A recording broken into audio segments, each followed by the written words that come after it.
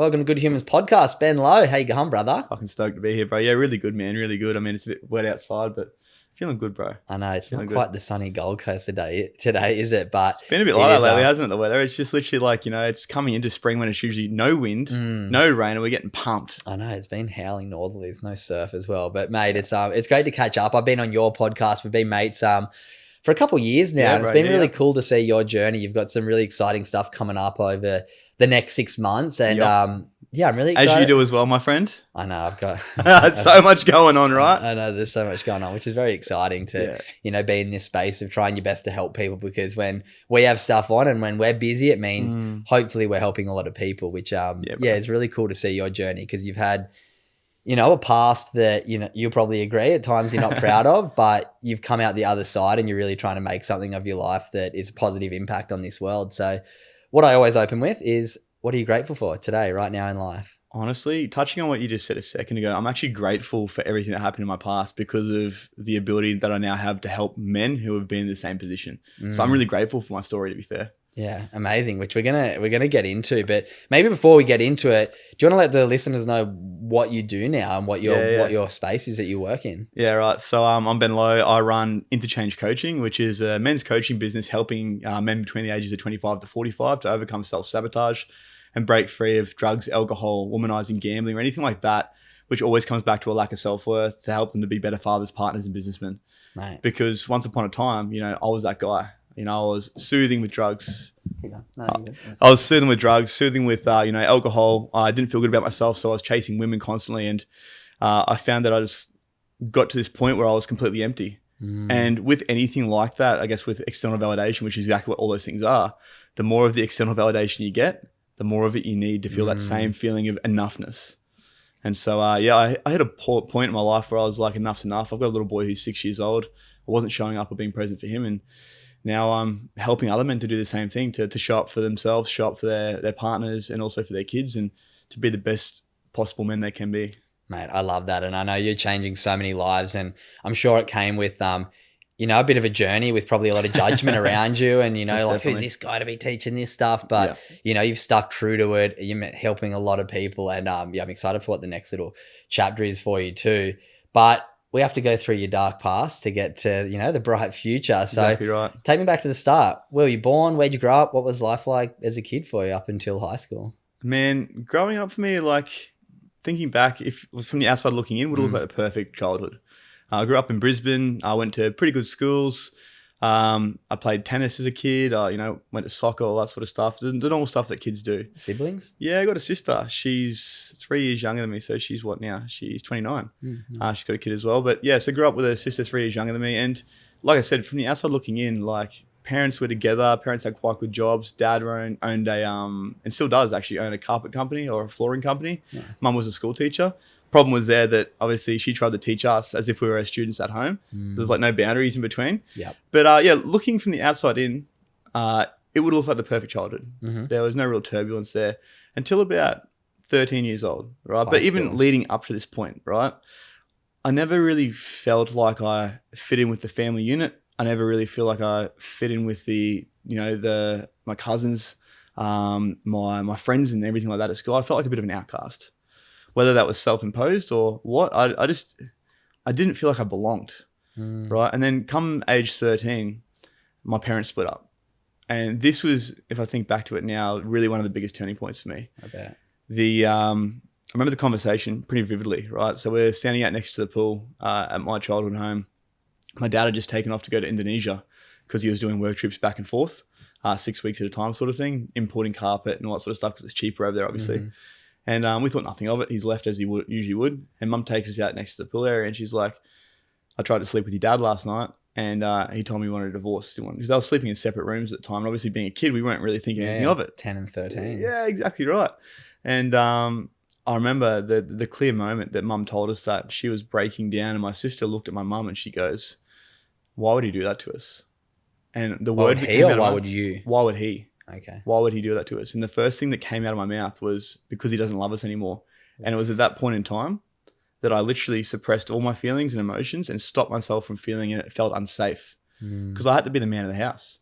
I had to hold, pretty much hold the emotional, I guess, regulation for my mum, right? And as a kid, I'd always been an angry child. I'd always been really up and down. And once again, that comes back to the way that we're regulated through our parents. And so I had to become the man of the house, which became really hard. And I think it was not long after that I turned to drinking, right? As a lot of kids do, even at such a young age. Yeah, I was probably drinking at 14 at the beach with all the, older boys. That's it with the older crew, right? And it's the cool thing to do. And I guess as you do, let's once again come back to me saying I didn't fit in.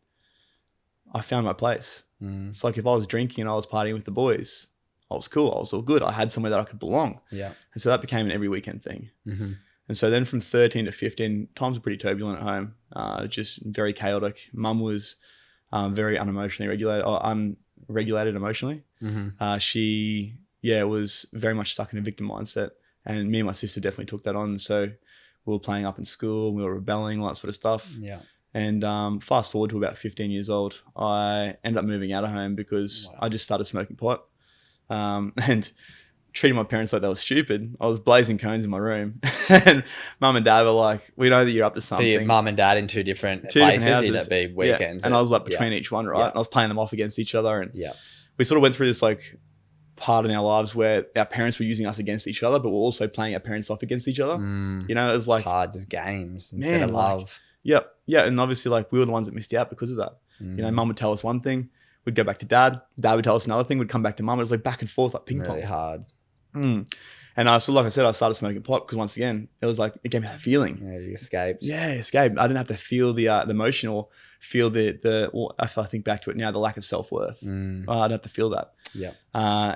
Moved out of home and being 15 years old, out in the big bad world all by yourself. Did you leave school? So that's a funny story. I was actually, because at the time, right, we were told that the year 12 certificate was the most important thing in the world. So here I am trying to still get my year 12 certificate. So I'm riding my push bike from Mount Gravatt in Brisbane to Runcorn High School. Coming back, I was working at McDonald's at the time. So I was doing night shift at McDonald's. And where were you living? I was living at one of my manager's houses. Okay. So he had... manager from McDonald's. Yeah. Wow. So he had a room he rented me for like $100. Wow. So I was living off McDonald's in Migarang. Here I am, 15 years old, barely being able to tie my own shoelaces, let alone be able to cook and clean and all that sort of stuff. And so it was definitely a massive learning curve, but I don't take it back whatsoever because it taught me a lot about the world. Yeah. I mean, coming from, because I went to quite good schools, and a lot of the kids that would have gone to these schools are very, silver spoon fed, if you like. What school did you go to in Brizzy? Went to Churchy. Okay. Got asked to leave there. Went to Redeemer Lutheran College. I moved from there in year 11 when I obviously dropped out of school and went to Runcorn. Okay. And both quite good schools. Runcorn, probably a bit rougher. Okay. So a complete different kettle of fish. Yeah. But it definitely taught me a lot about, I guess, the way people can be. Because being so young and being so naive, I got advantage taken of me a lot. Yeah. I started selling drugs at 16, started selling pot because I was struggling to make ends meet with working at McDonald's. And obviously trying to go to school. And trying to maintain your addictions. Trying to maintain everything else. And I was like, well, the entrepreneur in me kicked in. It's like, here we go. So I got like an ounce of weed and sold that in smaller amounts. And that became my new business. I got really sick. Really, really sick. Like glandular fever sick for like 3 months because I was just burning myself out. I was trying to go to school. I was trying to work and doing night shift. And also the stress of just being out on my own at that age. And I was like, well, something has to give. School wasn't making me money. I mean, McDonald's was okay, but I was making more money selling pot. So I lost both of those and just went full time on selling weed. Yeah, wow. Moved back into home at 16. And this is when my drug business really kicked off. With mum or dad? With dad. Okay. Back with dad. It was easy to live with him. He'd let me do whatever I wanted. Yeah. Whereas mum was very like, very strict. Yeah, about everything. And so I moved back in with dad, and only a few weeks later, his house got run through by police looking for me for stolen property because of some of the shit I was up to when I was, on the piss and that sort of stuff. Yeah. And also looking for drugs. And so got raided for the first time at 16. And you can just imagine my dad, right? So he's at work, I'm not at home, and my Indonesian stepmom, who's about 5'0", loveliest lady you've ever met, opens the door to like 8 police officers there looking for me, and they just storm through the house, boots on, just like tear the place to pieces. Wow. And so I could probably say that was definitely the nail in the coffin for our relationship. Yeah. So at 16, like how deep into this were you to have police, raiding your place? Like that's pretty. Yeah. So it's not just like, selling a little bit of weed here and there to mates at school. That's like you've done something pretty bad for police to be showing up at your house. Well, the weed was only a very small part of it. Yeah. It was more so the stolen property. Okay. So just being dumb and drunk. Going out and like breaking the house. My first crime that I ever committed, not first crime, the first thing I ever got caught for in court was 54 break-and-enters. And this is at the age of 16. So I'm sure you can not laugh about it, but so you were one of those kids that we're all looking at right now on the news in Queensland that was doing that shit. And I'm just trying to understand and maybe give a bit of empathy for people listening, because I was reading the comments the other day on a Gold Coast Bulletin post about a kid breaking and entering or something, and just all the comments are like piece of shit, blah, blah, blah, like the generation this day are absolute like blah, blah. And I was like, well, that's like one out of thousands and thousands of really good kids in this generation. Yeah. Why tell everyone that this generation's fucked because of one kid? But then also like, what's going on at home for that kid for them to be acting like this? And I try my best to, like, with any situation, to get curious rather than furious. And it's like, you take back that control. I love that. Yeah. And it's, you don't have to agree, like, I'm not condoning the shit that these kids are doing, but I'm trying to understand why they're doing it, not just be like, what a shit person, like lock them up, throw away the key. It's like, well, why are these kids doing it? They're kids. Like, there's obviously been something going on. So yeah, you've just explained your story. So, broken family, mum and dad playing against each other, victimization. Like, I don't agree with what you're doing, but I can somewhat maybe understand a little bit.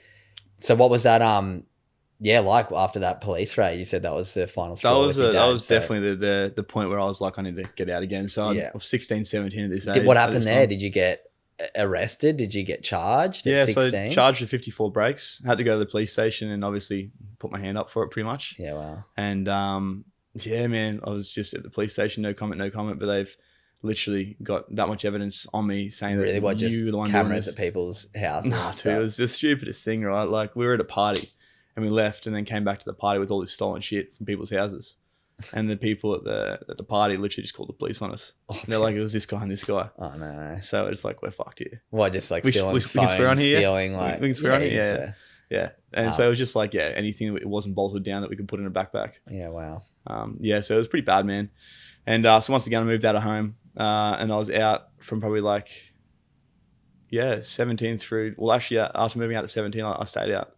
Yeah. Stayed out of home. And just before my 18th birthday, I was obviously selling drugs. I was still doing all the same stuff, bro. Yeah. And my life was literally just... You think about your typical stoner, right? I was high all the time. I was just playing Modern Warfare 2. That was my life, right? And I'd have people just coming in and out of the house I was living in, just selling drugs.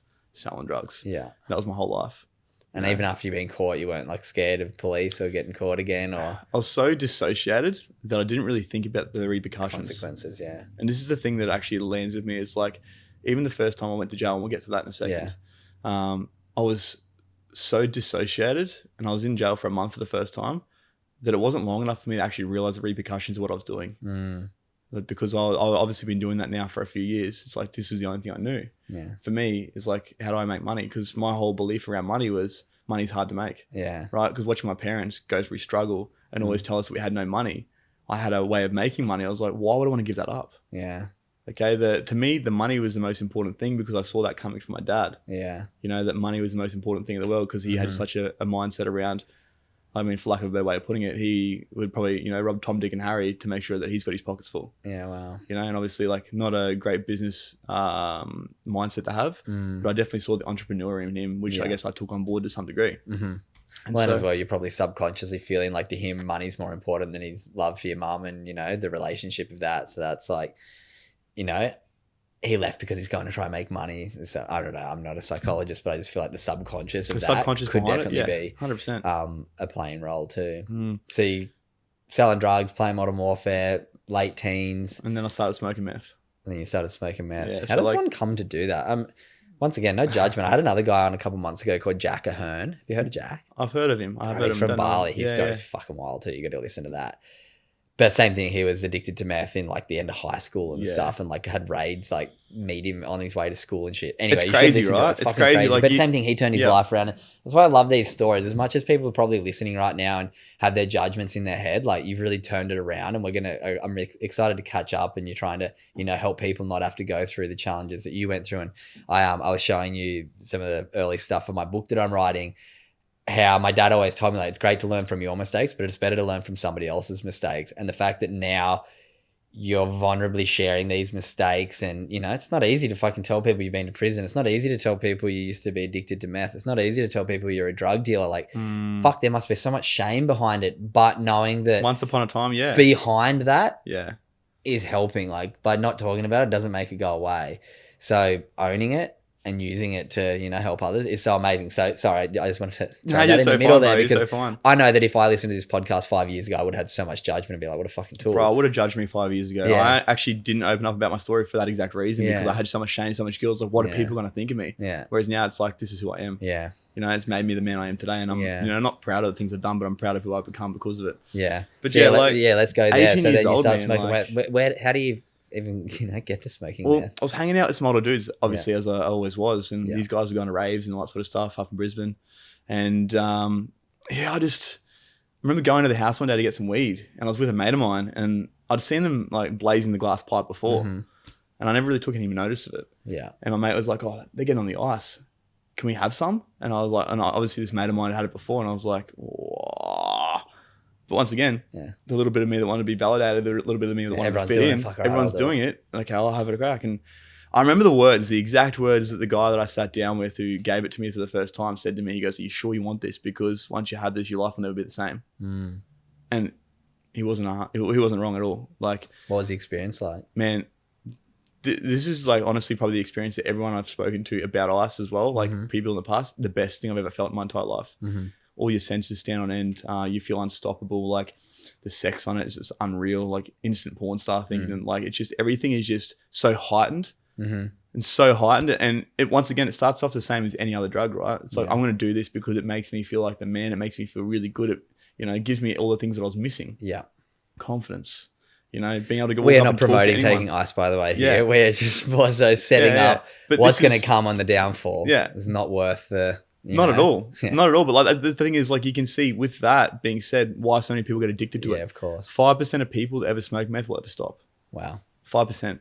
Will ever stop. Will ever stop. Wow. So 95% of people who smoke meth will never stop. Correct. Or die. Correct. Fuck. So if I think about that, and it makes me sick, because I was one of those people. But I also think about the amount of people that I gave ice to for the first time. And it just breaks my heart that that's the person I was. Yeah, wow. It's crazy, man. So yeah, like started getting on the pipe, and once again with that, it started off as just 20, a weekend 21, thing. You were saying? 18. And then from there, it was just full steam ahead for the next 8 years. Wow. So I was addicted to ice for 8 years, and it didn't take me long before I was smoking it every day. Yeah. Okay, it just became like weed or anything else. Yeah. And there's a lot of stuff that comes with that lifestyle. Obviously expensive as fuck, so you need to sell more to be able to live up to your own habit. Yeah, well, the same thing again, the entrepreneur kicked in. It's like the minute I started smoking, it was the minute I started selling it. Yeah. And so obviously I knew people that needed it. I could get it. And here I was. It's like supply and demand. And that became life. Like, my life literally revolved around, getting the ice, weighing it up, smoking it, and selling it. That was all I did all day. Yeah. My life literally revolved around this drug. It was... I wouldn't I'd have things come up and I'd cancel because I had to go and drop a bag off or something like that. It's just everything revolved around that. But the difference from weed to ice was just phenomenal. Like the people you're dealing with, the things that you see, the stuff that happens. A lot different. Man, so for the next 8 years, the only time I wasn't high was the 4 years I was locked up in jail. So I got locked up for the first time at 20. And the reason I got locked up was actually for a disqualified driving charge. Because, like I said, everything becomes about the ice. I forgot about absolutely everything else that mattered to me. Hadn't spoken to my family in years. I was going to say, weren't doing your taxes, but you don't have a job, so it didn't matter. You weren't fucking going to get your renewed driver's license probably. Like, I lost my license at 16 for driving disqualified. Never got it till I was 27. Wow. So I lost it for 11 years. And you're still driving a fair bit though? Yeah, well, that's why I kept going back to jail was for a lot of the time for driving charges. Oh, okay. So it wouldn't get me for anything else, but I'd be driving and... Under the influence though? Were they testing? Yeah, but they didn't test back then. Okay. So the testing for ice and cocaine's only just come out very recently. Okay. There were multiple times where I've been pulled over and RBT'd and nothing. nothing, and just absolutely high off my kite. Like it was, I think back to the things I used to do, and it honestly does just scare me. And it makes me think like how grateful I am that I'm still here. You know what I mean? Yeah. And, I don't know. I haven't heard all these stories, but hopefully you haven't killed anyone on the journey either. You wouldn't be here sitting here now if you had. So no, that's right. Exactly right, man. So, but the things that got out, the things that happen in that lifestyle, like I've been shot at, I've had guns put down my throat over money. I've had, friends of mine like rob me blind, friends of mine, right? Yeah. At one point in time, I was at war with the bike club. Like there was so many things happening in my life that were just like you'd see it on like an underbelly TV series. Yeah, wow. And like I'm not even gonna go into detail around too much of that, but no. it's just to think back to that. Like, so what's the feeling when you first get charged in court and sentenced to prison? What's going through your head there? Well, the first time high in court, probably. Yeah, man. I got picked up. Well, they came and picked me up for once again, my house got raided. Door got kicked in for a disqualified driving charge that I hadn't shown up to court for. And it was CIB because obviously the next door neighbours had called the police as well, saying there was a lot of suspicious activity happening at the time. And so it's like 6 o'clock in the morning. I'm coming down the stairs and there's cops coming through with their guns out. And I'm just like, what's going on here, sort of thing. And they grabbed me. And off to. And you didn't have any of the ice at home? They didn't. Yeah, they got me for a little bit more. They got you for that. They got me for a heap of that and some MDMA and a heap of other stuff. Yeah. Just heaps of random shit. But they took me into the watch house and I'm like, yeah, cool. When am I going home? Sort of thing. They're like, bruh, behave yourself. You're not going home. And I was like, what do you mean? Like, because every time I've been to court before, like I just didn't show up to court. They give me bail again. I didn't show up to court. They give me bail again. Just like, there is no chance you're going home, mate. And so for my first time getting locked up, I got sentenced to, because I still had outstanding charges I needed to go to court for. Okay. But I got bail on those. And then for the disqualified driving charge, I got 3 months with a 1 month bottom in jail. So it was like 1 month to serve. So I spent a month in jail and then got out. Yeah. But once again, like this month in jail, you'd think obviously going to jail, it's like, this is going to turn your life around. Drugs and everything in there, right? Yeah, but I wasn't really into that. Like there's the drugs they get in there, Subutex is like synthetic heroin. Ugh. And it's like real junky like sort of. White Ox ciggies and shit with well, fucking pink, we had them yellow back then. fingers and everyone. Yeah, I went and visited a mate in prison a couple of years back. Yeah. Wild experience. Yeah, dude, like they don't even have cigarettes in Queensland prisons anymore, thank God, because it's the most disgusting thing. You're going out in the yard to try and train, there's people just like puffing cigarettes, right? Like, anyways, but go in for the first time and you're just surrounded by more people like you, right? And so straight away, my business mindset switched on. Who can I talk to get my drugs cheaper?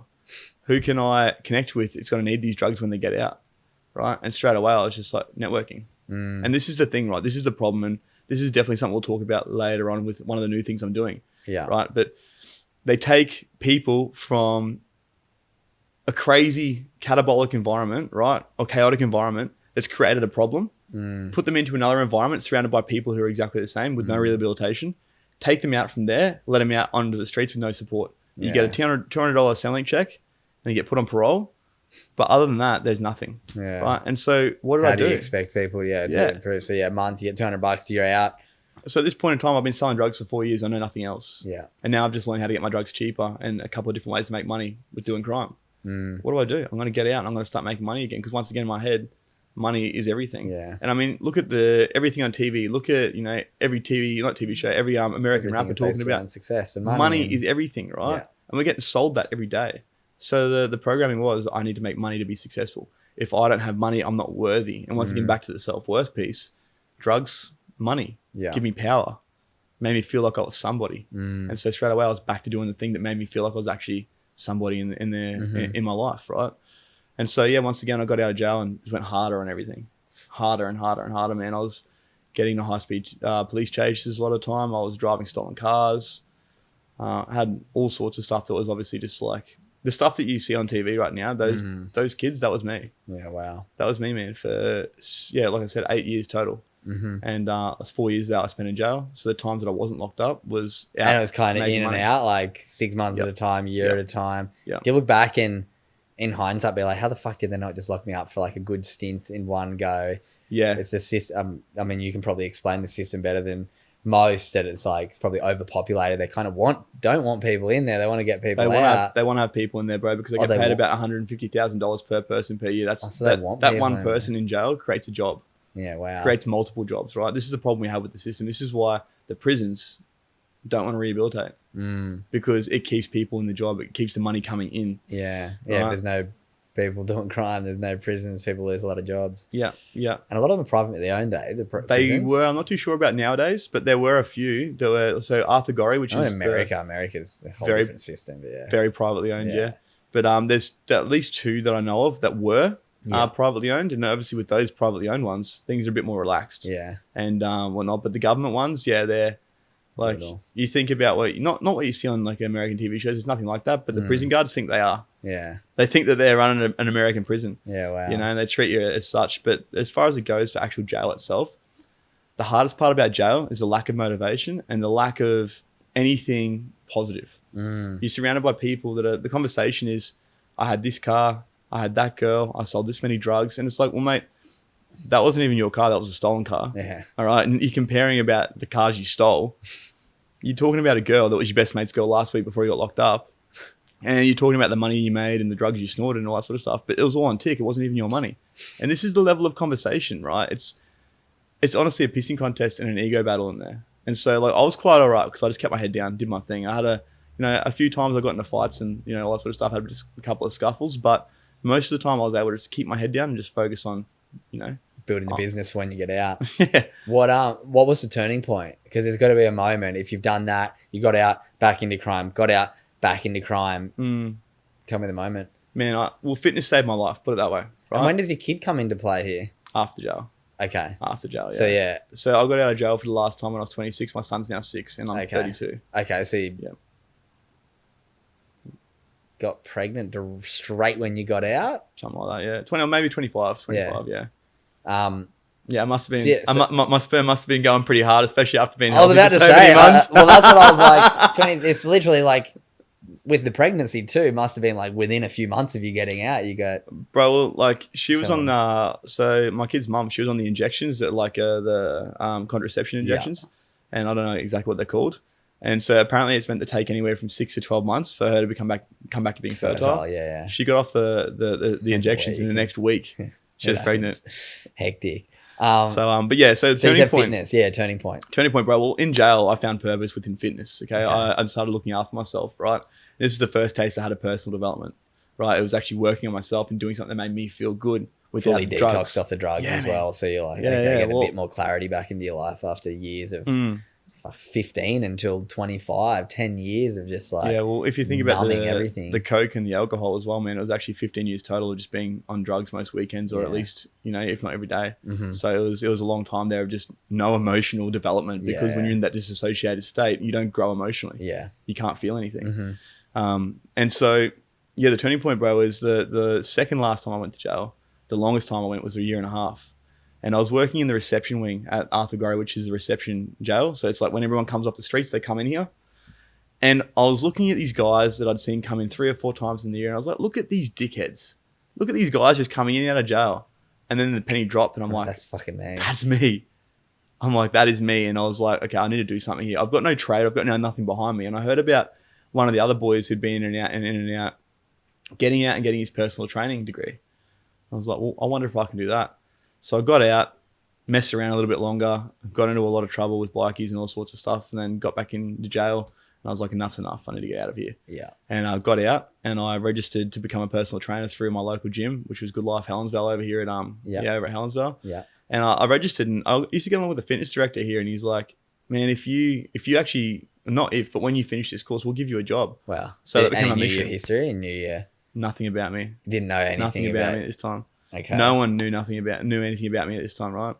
So about 8 months into the So you moved from Brizzy down to like Helensvale to get away a little bit from the life that was your old life, and started training, and these guys just had no idea about you. Well, I was still doing a little bit of the stuff I was doing after moving back to the Gold Coast. But the only way that you could probably support your life at that stage. I did my PT course and I was still smoking meth most weekends. Yeah, wow. It was crazy, right? And I was still selling drugs. And so this is the problem, right? It was like I had this thing I could fall back on, which was the only thing I ever knew. So my PT career didn't really take off. Yeah. But I was doing enough to get by. Yeah. But another thing as well is obviously after getting out of jail, I had so much shame and so much guilt. I'm like, I can't just go and talk to we call them stiffs, right? We can't talk to someone who's just like a civilian about the fact that I used to smoke meth every day and sell drugs, because, I mean, how does the news portray people like that? If you were to hear my story, like you said, 5 years ago, what would you think of me? What would be the first thought that would come to your mind? Oh, yeah, just like what a dead shit. But I literally, I had another guy on my podcast, Clint Kimmins. I don't know if you've heard of Clint. His story's fucking wild. But anyway, he ended up in prison for a couple of years. It's my most listened to episode, actually. It's fascinating. Yeah, I'll send it to you.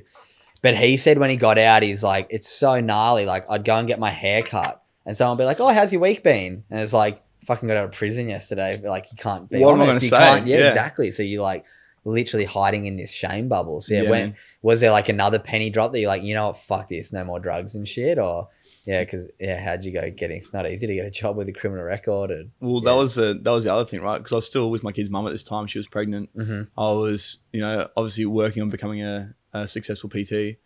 Hadn't done anything for myself at the time. I was just like trying to build this business, but it was just off the rails because I was out every weekend. You were. I was not rocking up to work on Monday for clients sometimes, and obviously, like as a PT, if you don't rock up, you don't get paid. And then the mother of my kids said, "Hey, look, I'm pregnant." She's like, "Come to me," and she's like, "I'm pregnant. What do you want to do?" And I was like, "Shit myself, bro. I shit myself." I was like, "Oh," and that was the point where I was like, "Enough's enough." Okay. And for me, it just something switched in my head. Wow. But it wasn't as simple as just like I stopped smoking meth.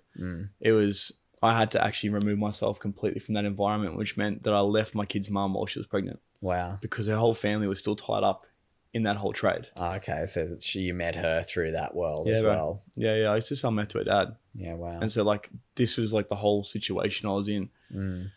I was like, if I don't get away from this, I'm never going to be the father I want to be to my kid. And in doing that, I had nothing to do with my son for the first 6 months of his life. That's my single biggest regret is not being there for my son's birth. So what'd you do? You went and where'd you move? Did you just move somewhere and focused on yourself? We're fully off the drugs and everything for then? Not at all, bro. No. I wasn't off the drugs at all. I was off the meth. Yeah. But then I turned to cocaine and alcohol and women to numb myself to, because here I am, right? I'm seeing guilt that you're not there with your pregnant self-worth partner, was so just like fuck. Down the tubes, man. And so the only way I could deal with that was just the same thing I'd always done, which was numbing it with drugs and alcohol. And once again, that made me feel like I was somebody. Because when I was sitting there and all alone, I hated myself. I couldn't look myself in the mirror. Yeah. And this would have been about 26. So this was 6 years ago now. Yeah. 26, 27. And from there on out, I got back into selling drugs. I was selling cocaine for a little while. But I did start to show up as a father. Yeah, because there was once again this penny drop moment where I was like, if I don't go into this kid's life, he's not going to grow up without a father. And I mean, I at least owe that to him because I was the one that decided to bring him into the world. Yeah. Right. And so, next thing you know, I'm here being a dad, can barely look after myself. Luckily enough, my kid's mum is amazing and she would never stop me from seeing him. She'd literally, because I had no license, she'd come pick me up. So I'd finish with clients at like 10 a.m. She'd come and pick me up because she'd work from home, bring me back to her place so I could hang out with my kid. Wow. Right. But obviously not being there for the birth, like I've got this blob in my hand that's just screaming. I'm just like, what do I do with it? Yeah. What do I do with it? I'm freaking out, right? And obviously, once again, kids pick up on energy and my energy was so out the gate still. Yeah. I had no idea who I was. And I was still obviously using drugs and alcohol all the time to mask that. And so I wasn't present. Wasn't present. And so, fast forward about 3 years to just before I turned 30. Yeah. And I had another one of those just sliding door moments. It's like you either do something with your life. Yeah. Or you continue being this man and this is where you're going to be in 20 years' time. So this was like 2020 kind of COVID times. You're still yeah. taking drugs, trying to show up as a bit better of a father, having a bit of work with your PT stuff, building a little bit. Yeah, but still selling drugs in the background. So I never actually really focused on that. You know the saying, chase your rabbits, catch none? Yeah. Because, or burn the boats even, right? Because I had the backup plan. Yeah. I never went all in on PT. Yeah. Right. And that was the biggest mistake I ever made, was actually not going 100% in. I was 1 foot in, 1 foot out, staying in the comfort zone. Yeah. Staying in the thing that I'd always done. Was there still the fear though of being like, you know, someone who's been to prison of selling drugs that your phone's tapped? Like, was there paranoia and was there just like anxiety always? All the time, man. I was always looking over my shoulder. Always worrying about what's going to happen. I had a guy that was running drugs for me get pinched on a big run and do a bit of time for it. And I was just waiting for the police to come and kick my door in. And that was it. Like that one there was like the time where I was like, I need to get away from this all. Yeah. And turn 30, I woke up one morning. It was the 2nd of January, actually, after a massive party. Yeah. I had a black eye from punching on with my housemate. I crashed. I just got my license right, and I just crashed my brand new car into the front fence of my house. And it made an absolute dick of myself at the nicest house I'd ever been at. And it was not that this was an isolated occurrence. Because when I drink, I couldn't drink. Like I just go off the rails because once again, I was chasing the feeling to get myself away from the lack of self-worth I felt. So every time that I drank, I had to drink more and more and more. Yeah. And obviously, as someone that used to drink, you know what that's like, right? It's, I still drink, but I had a year off, but now have a very different relationship with alcohol. I'm the same. I'm a very much like, if I go out and drink, I'm fucking doing it right, which, obviously I'm not super proud of sometimes, but I also feel like if you can, do it very infrequently and it's to improve the experience and you can handle it, I'm not going to judge someone. So your life, you do what you want with it. 100%. I know all the information of that alcohol's bad for you and everything about it. I still do it. So I'm not going to judge someone. But yeah, I know for some people, it's like the ultimate gateway. You can't just drink. Oh, bro, I'm not coming home for 3 days. Yeah. Right. Like that first couple of drinks, next thing I'm getting a bag. And then next thing I'm spending all my money and waking up with an empty bank account, regrets from what I did the night before. That's if now I actually have the control where I don't have to do that. Like for instance, last time I drank was New Year's, right? Went to a festival. I got home at 1. I went to sleep. I woke up. I went for a run at 6 o'clock in the morning, did 8Ks on New Year's Day and started 75 hard, Yeah. For me, it was just like about finding the control. But because I was so out of control at that time and I didn't know who I was, I was always chasing that feeling. Yeah. And so, 30 was the big turning point with the drugs and alcohol for me, man. So that's about 3 years ago now. Yeah. 2 years. Yeah, about 2.5 years. Yeah. Wait, for New Year's, probably 2. Yeah, I turned 32. I turned 32 a couple of weeks ago. Okay. Yeah, so it would have been, just over 2 years ago. Things changed. So what's the last 2 years been like? How have you, because I know there'll be people listening or watching right now that are like, I've got a family member, I've got a friend, I'm like that right now. How did you, because you obviously kept going back to it and like this is only really a new couple year thing, like for one, do you feel like you're going to relapse and never go back to that life? Never. Or have you made a hard, and why do you say never now? Because I'm sure there was times where you thought, all right, I'm going to stop for a bit and it didn't last. Yeah. Because this is the thing, right? This is what I understand now with all the work that I've done and also the work that I do with all the men I work with. Yeah. Drugs and alcohol weren't the issue. They were just a symptom. Yeah. Right. And the real problem was a lack of self-worth. All human behavior that's dysfunctional comes from a lack of self-worth. Yeah. So understanding that and knowing that now I actually do feel good enough within myself, I know that I don't need those things, right? I don't actually rely on those things any longer because with all the men, so I've worked with over 80 plus men Australia-wide now and helped them to overcome the same things that I was going through. Yeah. And every single one of them, when we dive down into it, it all boiled back to self-worth. And so then by addressing the self-worth issue, it then eliminates a lot of the other issues as well, which is like, the self-sabotaging behavior, the, drugs, the alcohol, the womanizing, the gambling, the pornography, whatever it might be, right? The external validation, always seeking external validation, whatever it looks like, it always comes back to that lack of self-worth. And so because I've now addressed that, I don't really feel I'm ever going to struggle with that again, right? But that being said, like it's to a point now where I don't, like I'm never going to say I'm never going to drink again, but it's about being able to pick and choose those moments, right? Yeah. What about, what's been that journey for you the last 2 years? Have you been coached by anyone? Where's your sort of education in this space been to understand self-worth better? Well, I think with that, the first thing I did was definitely get a coach. Yeah. Yeah. I'd worked with psychologists and I'd worked with, counselors and things like that in the past. My mum actually used to force me to go to one. Yeah. I'd sit in this room with her and my mum and just get drilled by this lady. Just get drilled. So I had a bad experience, right? Yeah, yeah. And I think we actually spoke about this on the podcast I had you on. But yeah, I worked with a coach because I wanted someone that had a lived experience, someone that had been through the same thing. Because what I found with psychologists and that side of things is that I couldn't relate. Yeah, especially with they my were story. judging you and like, there was that feeling of judgment, right? So that was a big part of it. But the other big part of it was being able to let go of the shame and guilt, and that comes back to actually being able to talk about things that I'd done. Yeah, and so that was a massive part of my journey. We probably actually didn't touch on that enough. Yeah. So like when I was working as a PT, something happened. I got caught with I got raided again and hit with charges from 2 years prior for an armed robbery for someone that had owed me money. We went to their house and obviously got the money back, right? But they took photos of us in the house and then gave that to the police because there was items that were taken from the house. Anyways, that's the short story. Yeah. But I went to my fitness director and I said, look, this has happened. There might be a time where I have to obviously go back to jail, and told him everything. And I was expecting him to be like, well, you got no job here any longer. And I was received with open arms. Wow. He was like, how can we support you? because he'd seen the changes that I'd made. The first time that somebody's ever said that to you. Yeah, the first time I ever felt supported at all, right? So there was that. And then I got the courage after that to start speaking about my story. And so I started doing a little bit more of that and a little bit more of that and a little bit more of that online. And then at age 30, I had this moment where I was like, PT's not serving me any longer. Like I was doing quite well with PT. I had a fair amount of clients. I was doing quite good, like probably let's say 10K months, which isn't too bad for personal training, right? But yeah. And I had this moment of just like, what am I even doing this for? And so working with another coach who I was working with at the time, Tamara Myers. You know Tamara? No. So she was helping with branding. And so she's like, if you want to ever do, or if you ever want to be successful with what you're doing, you need to use your story, and that's your brand. And so there was like that moment of just like, I don't know if I can actually speak about this because what are people going to think of me, and all the, you know, limiting beliefs. Doesn't like, change what you did. If that's right. No, yeah, that's right. It's like, what are people going to say? Who am I to coach people when I've got my story, and all that sort of stuff came up. And then I just had that sort of crossing the threshold moment where I was like, okay, I'm going to share my story. And I put a post up on Instagram, and it was literally a photo of me, jacked as from the gym, and 2 photos of me from back in the day. And it just says, I used to be a crackhead. I think I remember that. Yeah, I put that up. And the response that I got from that, the amount of people that reached out and were like, oh my God, thank you so much for sharing your story because it's made it okay for me. Thank you so much for talking about what happened and showing me that there is hope that you can overcome that.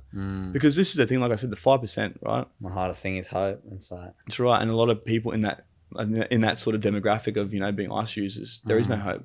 Their whole life revolves around that. And so I just think there's something so beautiful in what that the guy you worked with did for you, because so many of us will see a story like yours, hear a story like yours, and just go straight to judgment rather than go to support. How can I help this person not have to continue doing the destructive behaviors they're doing? And I feel like just so many of us are programmed like that. We just automatically judge because like, look at that person. Well, our minds are wired for negativity, like, bro. Right? How can I help that person to not be like that? Like, good on you, you know, the friend or the coach or the, you know, business owner who gave you that chance. Because I'm sure had he gone, fuck off, mate, your life probably would be in a very different place it is right now. Yeah. Shout out to Jan Pierce from Good Life, who was the fitness director at the time, because that was him. That was actually a very pivotal moment for me. Yeah. He showed me that, you know, humans are capable of, you know, compassion and empathy. Yeah. And so, and after obviously sharing that story, it just started to blow up. I went from PT to now doing what I'm doing with men and with men's coaching and helping other men to break free of that self-sabotage. Yeah. Because the thing that I realized was that the drugs and the alcohol and all that sort of things were never the problem. Like if I go back to the first time I used drugs, it was to fit in because I never felt like I belonged. If I go back to the first time I started drinking alcohol, it was to numb because I didn't feel good and I didn't know how to regulate or feel those emotions. And so all those things over a very long period of time stopped me from feeling or stopped me from, you know, being able to actually accept who I was, which then stopped me from being able to do the work that I needed to do to become the man that I needed to become. And so once again, it all boils back down to that self-worth piece. Yeah. No, I think it's so important. It's just having the self-awareness to understand and be able to look in the mirror rather than, here's that self-awareness coming up. Fuck, I'll drink something so I don't have to feel it. Yeah, that's right. It's scary, but the other side of that work is so powerful. Let's talk about now Interchange Coaching, your business that you run now, helping men. How can people get involved and what can they expect? You know, it sounds like from the outside looking in, you're that guy at the gym was for you, for these other people. Instead of saying like, you're a fucking loser, pull your head in. It's, I feel you, man. I hear you. Like, I you know, I'll try my best to understand you, but like, let's get better rather than continue just, you know, pointing fingers and being like, you're a piece of shit. Yeah. So talk me through what Interchange does now. So with Interchange, I guess it's more so a community than anything else, right? It's a community of like-minded men who have all been through the same shit. Up, just, you know, and they've tried it all, right? They've been to, you know, counseling, AA, NA, and I've never been to NA or AA. I actually want to go just to see what the 12-step programs are like, just so I can get an idea. But every single one of the men that I work with say, I've worked with psychologists, I've worked with counselors in the past, and I just didn't feel like I could relate. I went a few times, but then also, what about when I'm actually about to relapse? Yeah. Where's the person to call then? Where's my coach or my psychologist then? Yeah. And so with the community we've created, I've got over 40 men that I now work with at this very point in time who are all here thriving and looking after one another. Like I've got guys that are, you 12 months sober. I've got guys that are, off the drugs and alcohol for, the last 3 weeks after drinking and, gambling every day for the last 10 years. Yeah. Because they've got community. And you're seeing some life-changing things for people, I bet. Some, bro, every single one of the men I'm working with are getting amazing results. I'm not saying that people don't fuck up. Yeah. Right, it happens. But compared to where they were... You're a perfect example of knowing that. So you probably will never judge someone for relapsing or, fucking up. Not at all, man. Not at all. I'm still here for you. We're human, right? I'm not going to give up on you like probably most people have in your life. Yeah, and that's the problem, right? Is because they've broken that trust with themselves and also everyone around them. Give up on yourself. Yeah, that's right. And I'm sure you probably know that too. It's like until someone's willing to do the work, until someone's willing to put their hand up, you can't help someone who doesn't want to be helped. That's the thing, right? And this is, I get so many people, so many men's partners reaching out to me going, my partner's doing this, can you help him? I'm like, I'm sorry, I actually can't do anything. I'm not trying to discourage you, but until he's ready to. And this is the problem, right? A lot of the time, it takes reaching rock bottom for a lot of these men to actually reach out. They're about to lose their business. They're about to lose their partner. They're about to lose their kids, before they go, I need to do something about this. And that's a sad thing, because when you're in that state, disassociation, you don't realize what's going on. Yeah. The only thing that matters is the drugs, the alcohol, the gambling, whatever it might be, right?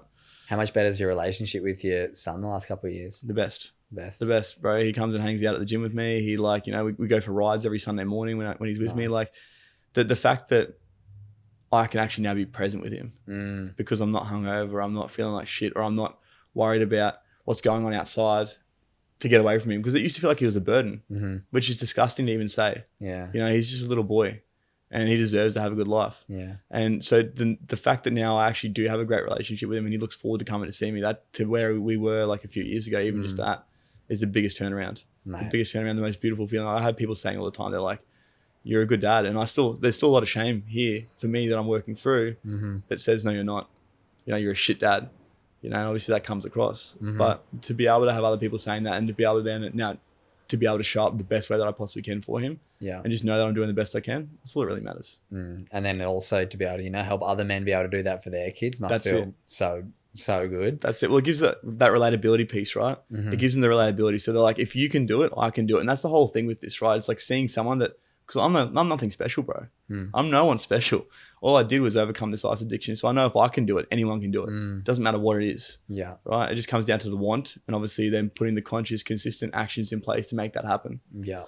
And the support system around you to be able to maintain it. That's it. Mate, so important. Let's now finish up talking about the charity that you're working on launching very soon. I think it's such a important thing, and it really goes back to what you were touching on before. The prison system is quite broken. Yes. Kids don't get rehabilitated. Kids don't come out with a new, new life ready to jump into. They come out with $200 and the shame of being in prison, the not being able to get a lot of different, work opportunities because of being in prison. So it's like, we need a different system. And as far as my small conversations I've had with you about that, that's a lot what your charity is aiming to do. So do you want to explain what it is? And 100%. The next sort of 6 months of what you're aiming to do? Yes, brother. So the Interchange Project is the name of the charity. So the Interchange coaching is me working with men 25 to 45. But when doing that, I saw this massive gap because a lot of the men that I was talking to were saying they had these rough childhoods.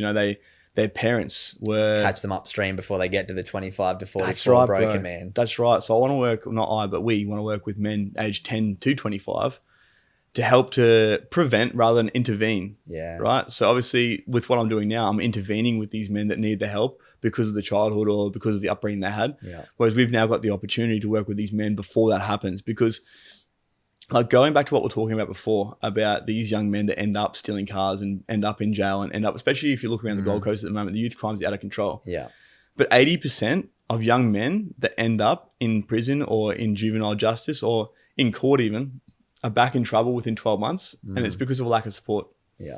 Then even going one step further, 85% of those men, right, they suffer from some kind of mental illness which links back to some kind of childhood trauma. Right. And so even though the media might portray these young men as these young kids, thugs that are out stealing cars, what we see is a young man that's been sexually abused, mentally abused, physically abused, emotionally abused, and he feels safer on the street or in jail than he does in his own home. And thinking about that, knowing that my son one day will be that age, makes me sick, makes me feel sad for the fact that the system isn't set up to help these kids. The system is set up to keep bums in seats. And unfortunately, it does mean that these public sectors aren't doing too much about it. Or at least if they are, they haven't got the capacity for what's actually happening. Resources, yeah. They haven't got the resources. And so what the Interchange Project is going to do is going to provide these young men with support, mentorship, and good male role models to help to give them opportunities, whether it be employment, whether it be education, whether it be just giving them a stable and safe environment. Just like the boss of yours, instead of saying like you're a piece of shit, going like, hey, what's been going on? How can we help you? How can we support, right? And so that's the mission behind the Interchange. I just know people listening to this will have so much judgment. And what actually, to be honest, my community and people who listen to this podcast, I hope are all curious and open-minded, but up until years ago, I would have, judged those kids, and there still is that small bit of judgment sometimes, but it's just like judging them ain't going to solve the problem. Judging ain't going to stop them from breaking into houses and throwing them in prison and calling them terrible is only going to fuel the fire. So we can either meet them, in the middle and go like, what's going on? Like, I don't hate you. I'm not going to judge you. I don't know what's going on in your life. How can we support you on your journey forward so it's not like it was in the past? Yeah. Which I'm sure will go to, deaf ears quite often with kids like that. So like, how can we get through to kids when they're that age? What would have helped you, do you think? Having someone relatable. So this is the thing, the Interchange Project, the carers we're going to bring on board will only be men that have been to jail, will only be men that have been through that walk of life, because these kids aren't going to listen to a carer that hasn't actually walked that path. Yeah. There's no chance. But you got a guy with face tattoos or someone that's actually, done time, or someone that's actually, turned their life around. It gives them hope. Yeah. It's like, I can see that, right? But the other thing as well is the fact that a lot of these kids, once again, they go into prison, they get taken from the environment that created the problem, get put in an environment that obviously nurtures the problem. Up the problem, yeah. That's right. And then put them back into the same environment that created the problem in the first place. So there's no support. And I guess the big thing with that is that a lot of these kids, they don't feel like they can ever get a job. They don't feel like they can ever do anything else because they haven't seen anything else. They don't feel like they can. That's exactly right. I was so sold on selling drugs because that's what I'd done for the last however many years. And I didn't have good male role models. Whereas with the Interchange Project, that's exactly what we're going to do. And so that's cool. We've got a huge fundraiser coming up. 22nd, 23rd of it next year, which is 22nd, 23rd of Feb. Sorry, wow, I just had a full mind blank then. So 22nd, 23rd of Feb next year. It's a 24-hour event. Okay, so it's like nothing that's ever been done before. So you think like your endurance events, so that on steroids. Okay, and so it's called the Change for Good Challenge, which really is about changing these kids' lives for good. But also, obviously, we're going to need donations. So it sort of plays on the words there. It's like using your change to help us to create that change. I like that, right? And so obviously whether people want to get involved, whether they want to donate, whether they want to volunteer, because we're going to need volunteers for this. We're setting it up similar to like a Spartan race or like your High Rock sort of formats. So people can buy in as an individual or buy in as a team of 4. And the way this actual event is going to work, it's going to be broken down into 5 smaller events. So you've got a 4-hour run, a 4-hour downhill mountain biking ride, which we're doing out at Boomerang Farm. They're donating their facility for us, which is amazing. Awesome. A 4-hour gym workout, which is going to be at Never Quit here in Burleigh. Once again, they're donating the facility, which is just amazing of them. Awesome. A 4-hour pack march on Currumbin Beach. We've got Surf Lifesaving Queensland behind us for that. And then also a 4-hour open water kayaking in Currumbin River. Nice. Right. So all of this with a 1-hour break in between each one represents, so it's 24 hours of pain. Yeah. But that 24 hours is nothing compared to what these kids go through on a daily basis in their own heads and in their own lives, which is a sad thing. And so each one of these events also represents something these kids go through. So the run, obviously these kids are running from everything. They're running from something, and everything at home isn't okay. That's why they're obviously on the streets doing these things. Because if you're coming from a nurturing and safe environment, you wouldn't feel the need to be out doing those things. Yeah. Okay. Like I get, obviously it's like they're trying to fit in, they're trying to be cool, but they wouldn't have that need if it wasn't for something happening at home. Yeah. The downhill mountain biking, right? So it's a downhill once you end up in jail. Like life is going downhill, but snowballs. Then then it's an uphill battle to get back up to the top. And obviously with the downhill mountain biking, you're going to ride back down and then you've got to climb back up the hill. So it's the uphill battle that these kids face, trying to actually get their lives on track. The gym workout's all about inner strength. The fact that these kids have to find that inner strength to either want to make the change, but also just to get through their life on a day-to-day basis.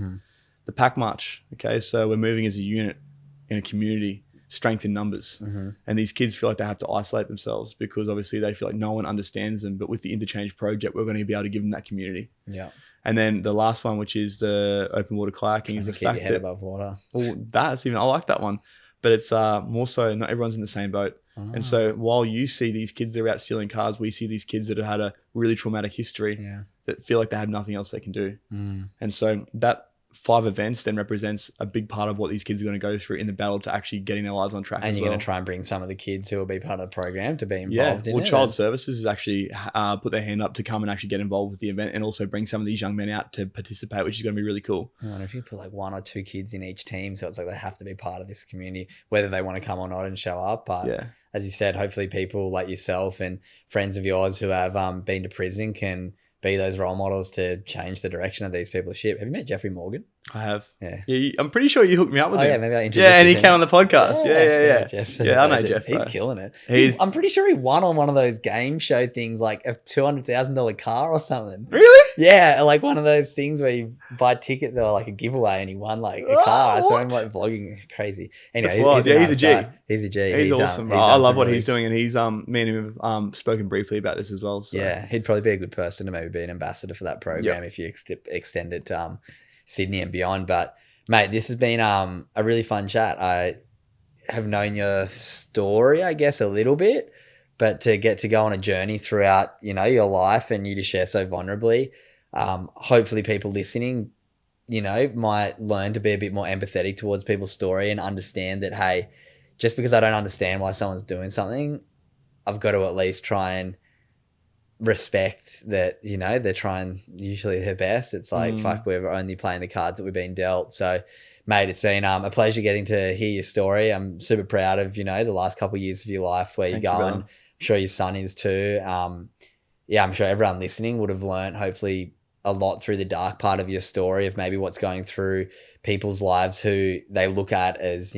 drop kicks and losers in life, and understand that, it's not always by choice. It's by necessity of really tough upbringing. Like you said, these kids that we see on the streets doing crime that are super judged and people comment are the worst people in the world, lock them up, throw away the key. It's like, well, no, let's try and understand the physical abuse, the sexual abuse, the neglect, the, lack of love that these kids are having, and how do we give that to their life so maybe we can see them in a different future. Well, so that's the thing, right? Because at the end of the day, like I said before, like the jails aren't doing anything. Like locking them up and throwing away the key isn't going to do anything. We have to, as a community, get behind these kids and support them, because they say obviously it takes a village to raise a young man, right? Yeah. And so as a community, we have the power to actually do something about it. So rather than turning your back on it, why not be part of the change? For sure. Why not be part of the solution? Yeah. Well, I hope everyone listening to this podcast wants to be part of that change, part of that solution. And if anything, just have a little less judgment, a little more empathy for what people are going through, because as much as you might completely disagree with the actions they're taking, trying to understand the why behind it is so important. So, mate, it's been a great chat. I do finish the podcast with the same question for everyone. And I say this every time, and I'm excited to hear your answer to this, but I am. What does being a good human mean to Ben Lowe? Being a good human means... Oh, actually, give me a second to think about that. Take your time. Being a good human means showing up and leaving the world a better place than when you found it, whatever that looks like. So for me, it's, just saying hello to people on the footpath, just putting a smile on your face and just being the best version of you that you possibly can be. That's not easy, because I'm sure you've been the worst version of you. I've been the worst, and now you're at the best, which is really great to see. So thank you so much. I'll leave in the show notes your social media, Interchange. I don't think the charity has a website or anything yet. The Interchange Project. The Interchange Project. Interchange.org. Okay, so there is some. I'll leave all the stuff in the show notes. And yeah, brother, it's been great to catch up. Thanks so much for jumping on Good Humans podcast. Appreciate it, bro. Cheers, legend. Thank you, bro.